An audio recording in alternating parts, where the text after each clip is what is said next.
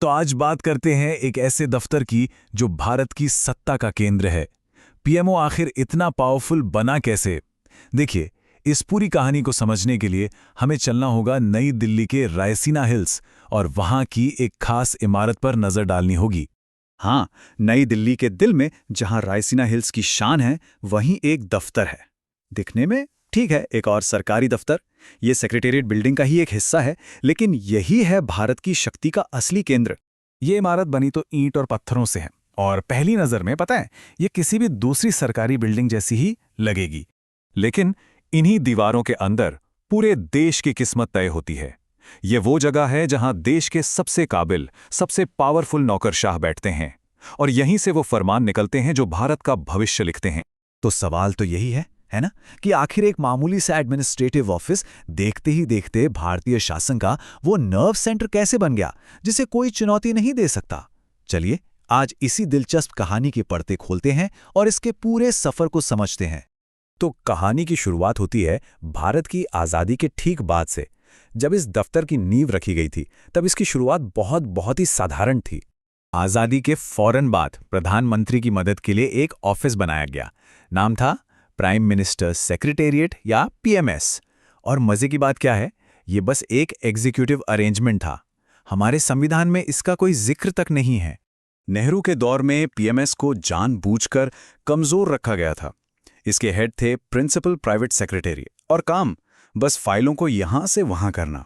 असल में सरदार पटेल जैसे बड़े नेताओं को डर था कि कहीं ये ऑफिस इतना पावरफुल न हो जाए कि सरकार के अंदर ही एक पैरेलल शैडो कैबिनेट बन जाए। लेकिन फिर कहानी में एक जबरदस्त मोड़ आया। प्रधानमंत्री बनी इंदिरा गांधी और उन्होंने इस दफ्तर की पूरी तस्वीर ही बदल दी। शक्तियों को कुछ इस तरह बढ़ाया कि किसी ने कल्पना भी नहीं की थी। ये बदलाव कितना बड़ा था, वो यहां साफ दिखता है। नेहरू के टाइम पर जो ऑफिस सिर्फ फाइलें आगे बढ़ाने का काम कर रहा था, वही इंदिरा गांधी के दौर में सरकार का ब्रेन हब बन गया। पीएन हक्सर जैसे पावरफुल अफसरों के साथ ये एक लो प्रोफाइल ऑफिस से एक असली पावर सेंटर में तब्दील हो गया। इतना पावरफुल कि कई बार तो कैबिनेट तक को साइडलाइन कर दिया जाता था। इसकी बढ़ती ताकत का एक बड़ा दिलचस्प किस्सा है। सुनिए, 1982 के एशियन गेम्स के लिए कलर टीवी इंपोर्ट किए जाने थे, तो इसकी परमिशन सीधे पीएमओ ने दे दी और जो इलेक्ट्रॉनिक्स डिपार्टमेंट इसके लिए जिम्मेदार था, उसे कानो कान खबर तक नहीं हुई। मतलब ये एक पैरेलल सरकार की तरह काम कर रहा था।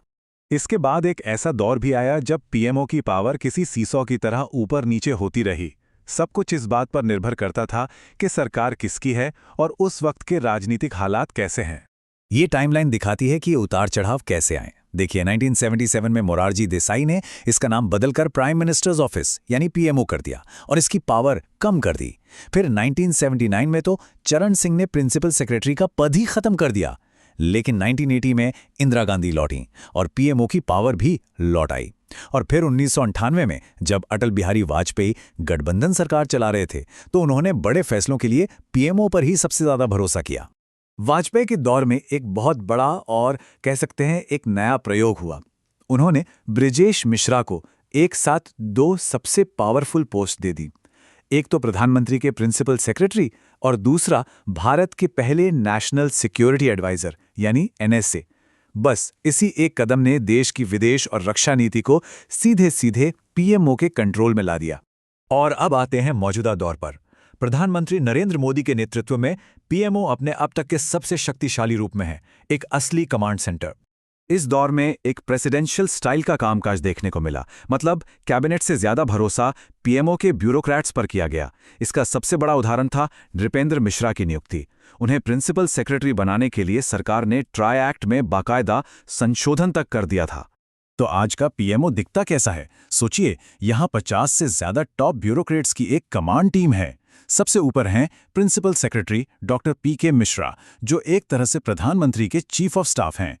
फिर आते हैं national security adviser Ajit Doval, जो सिक्योरिटी और इंटेलिजेंस के टॉप एक्सपर्ट हैं। और इनके साथ प्रधानमंत्री के सलाहकार भी हैं, जैसे तरुण कपूर, जो पॉलिसी और प्लानिंग के माहिर माने जाते हैं। चलिए, अब जरा भविष्य की तरफ देखते हैं।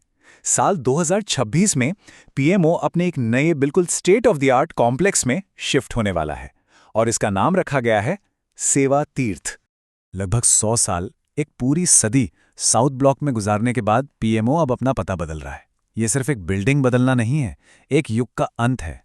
पावर का सेंटर अब लुटियंस के साउथ ब्लॉक से इस नए कॉम्प्लेक्स में शिफ्ट हो रहा है। और इस मूव के पीछे एक बहुत बड़ा आर्थिक कारण भी है।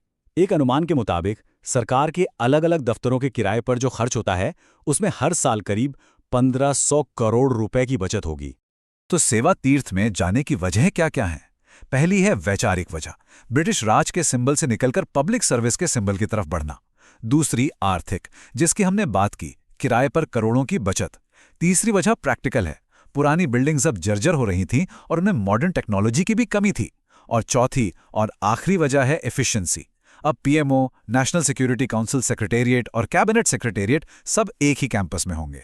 तो आखिर में ये सब हमें एक बड़े सवाल पर लाकर छोड़ देता है। जब पीएमओ अपने इस नए घर में कदम रखेगा तो ये भारत के लोकतंत्र के लिए कौन सा नया अध्याय लिखेगा?